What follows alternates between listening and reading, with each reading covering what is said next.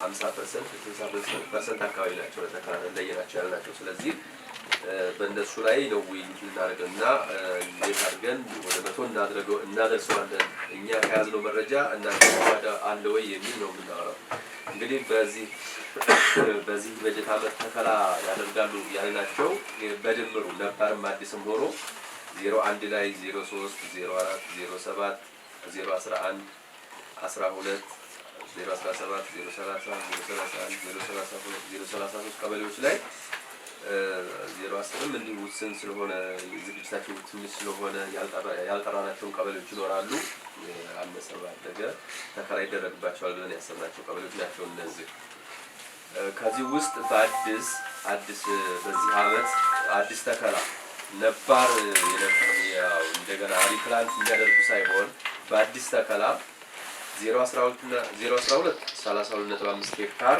ለተከላ ዝግጁ አድርጋለሁ ይላል 033 ደግሞ 14.75 ሄክታር አሁንም ለተከላ ዝግጁ አድርጋለሁ ያ ማለት የተከላ ጉድጓድ ወይ በርሻ ወይ በጉድጓድ አዘጋጅቻለሁ ማለት ነው በግምገማችን ይሄንን እኛ የተሻለ ብለን ይዘናል ካሉን ከያዝናቸው መረጃዎች በመነሳት 030 6.25 07 4 ሄክታር 017 4.5 ሄክታር 04.6 ሄክታር ዝግጁ ይሄ ለአዲስ ተከላ ማለት ነው ለዚህ ዓመት አዲስ እንተክላለን ብሎ ከለያቸው ሳይቶች እነኛውም መጠነኛው ያነስተኛ ዝግጅት ያደረጉ ቀበሌዎች ብለን ያው መታረቅ ስለሌለበት እንጂ ለ6 አሁን ለሪፖርት የሚቀርብ አልነበረም ግን ያው ከምንም ደግሞ ቁጥር ስለሆነ ስለሚገድ ስለቀረበ ያው መጠነኛ ዝግጅት ያደረጉ ነው ይዘላቸዋል ለዳግም ተከላ አሁን ቢሆን ለዳግም ተከላ አብላም ከዛም በፊት ተከለው ያልጸደቀላቸው በተለያየ ምክንያት አሁን እንደገና ተከሏቸው ዝግጅት አድርገናል የተወሰነ ዝግጅት አለን ያሉ ቀበሌዎች 10 3 31 32 እንዲሁ ዝግጅት እንዳላቸው አይተን እኛም ችግኝ ማግኘት እንዳለባቸው እንደሚያገኙ የተወያየንበት ሁኔታ ነው ያለው እንግዲህ እነኚህ ዝግጅት አደረግን ያሉ ቀበሌዎች የችግኝም ድልድል እንዴት አድርገው ችግኝ ከየትኛው ችግኝ ጣቢያ ማግኘት አለባቸው የሚል ድልድል ሰርተናል ቁጥሩን ግን የሚወስዱትን ቁጥር የምንወስነው አሁን እዚህ ቤት የመጣው ተሳታፊ ከቀበሌ የመጣችው አሁን ያቀረብኩት ቁጥር ያለቀለት ነው እውነት ነው ብለን አልወሰድነውም እኛ ምክንያቱም እኛ ጋር ያልደረሰ መረጃዎች እንደሚኖሩ ታሳቢ እናደርጋለን ያላወቅናቸው መረጃዎች እናንተ አሁን እስከ ቅርብ ድረስ የሰራችኋቸው የለያችኋቸው የተከላ ቦታዎች ሊኖሩ እንደሚችሉ እንገምታለን እንጠብቃለንም ስለዚህ አሁን የመጣችሁበትን ቀበሌ ተፈጥሯዊ ባለሙያና የጣቢያ ኃላፊው ከፕሮግራሙ አንፃር ከተከላ ቅድመ ዝግጅታችሁ አንፃር ሪፖርት እንፈልጋለን ያው በውይይታችን ጊዜ ሁሉም ቀበሌ እንዲናገር ያለውን ፊገር እንዲያወጣው እንፈልጋለን ያንን መነሻ አድርገን የቁጥር ድልድሉን በቼክሊስት እናወጣለን ማለት ነው ያው ግን ማንቀበሌ ከኢትዮጵያን የሚለው ልንገራችሁ 04 ከ04 ችግኝ ጣቢያ ራሱ 04 ተቀማል 03 030 031 032 033 ያው በታውቋቸዋላችሁ ለኔ ነው ማጠናው እንጂ እናንተ በነባሩም አባሳር ስለምታውቁት 07 ችግኝ ጣቢያ ደግሞ 07 ራሱ ተቀማል 03ም ከዚህ ይወስዳል 033 ከዚህ ይወስዳል 030 ሌሎች ከዚህ ቀበሌ ውጭም የሚተክሉ ካሉ እኛ ከጠራናቸው ውጭም አይተከሙ ማለት አይደለም 012 ከ012 ችግኝ ጣቢያ ራሱ 012 017 014 ዝግጅት ካለው ሊጠቀም ይችላል ማለት ነው ያው የተከላቀልን በተመለከተ ደጋማው አካባቢ ዝናቡ ሞቅ ብሎ እንደጀመረ ቀድሞ ተፈክል ወደ ወዳማው ደግሞ ከደጋኛው ባበዛዩ ሊዘገይ ይችላል ምክንያቱም የነሳ ፕሮጀክት ነው ኢንቨስትመንት ነው በኖርዌይ መንግስት የሚደገፍ የክላይሜት ቼንጅ ላይ አክሽን የሚሰራ ፕሮጀክት ነው ማለት ነው ስለዚህ ያው ፎረስት ላይ ነው የሚሰራው ያው ሚቲጌሽን ነው ፎረስት ላይ ነው የሚሰራው ፕሮግራም እንደ አገር ፕሮግራም ነው። ያው ኢንተርናሽናል ኤንጂኦ ነው። ያው እኛ ታች አክቲቪቲ ደረጃ ሲወርድ ታች በአክቲቪቲ ደረጃ ስንተገብረው ነው ፕሮጀክት የምንለውና እንደኛ እንደራሳችን ስንሰራው ፕሮጀክት ሁለት ሜን ጎሎች ይዟል።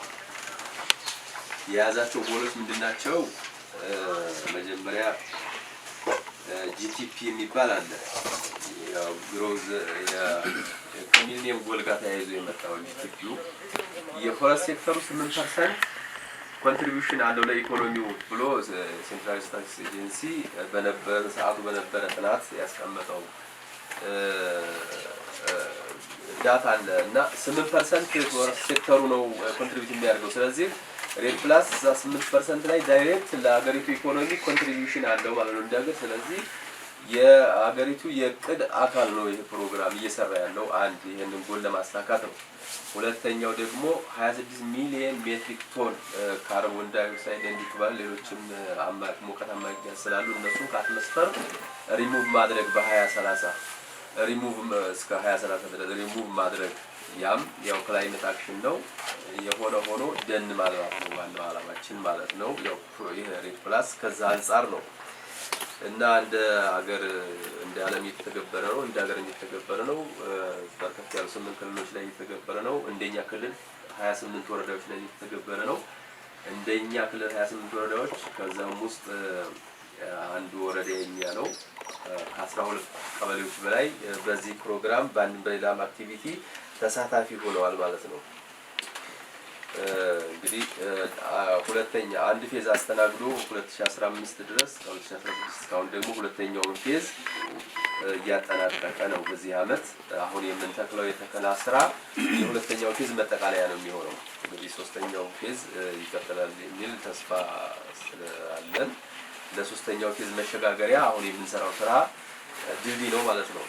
አሁን የምንሰራው ስራ ምንድነው ሲባል አሁን የተገናኘነው ኮሩ የተከላ ስራ ስለሆነ የአር የምንለው የተከላ ስራችንን እንዴት እንደምናደርግ ደግሞ በዝርዝር ስለምንወያይበት ነው።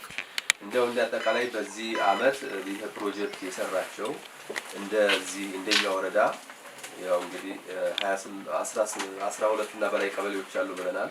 ከሞላ ጎደል ዋና አበይት የሆኑ ኮምፖነንቶች አሉት።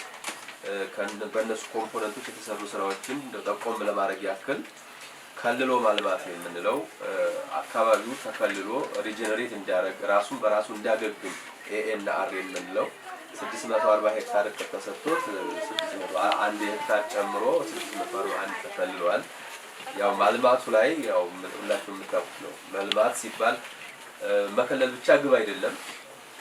ይከለላል፣ ጥበቃ ይደረግለታል፣ በራሱ ሪጀነሬት እንዲያደርግ ይደረጋል። እዛ ውስጥ የተለያዩ የደን ማኔጅመንት ስራዎች አሉ።